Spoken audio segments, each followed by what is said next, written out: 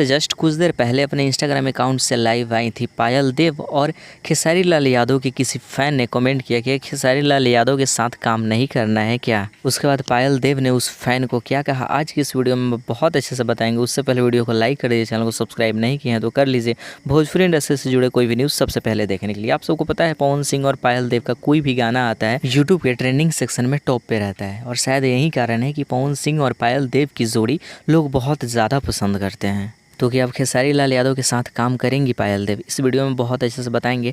साथ में लास्ट में आप सबसे एक क्वेश्चन पूछना चाहते हैं तो वीडियो को पूरा लास्ट तक जरूर देखिएगा। अब आप सबको न्यूज़ बताते हैं। देखे होंगे आप सब वीडियो में किसी एक फ़ैन ने कमेंट किया था कि आप खेसारी लाल यादव के साथ काम करना चाहेंगी।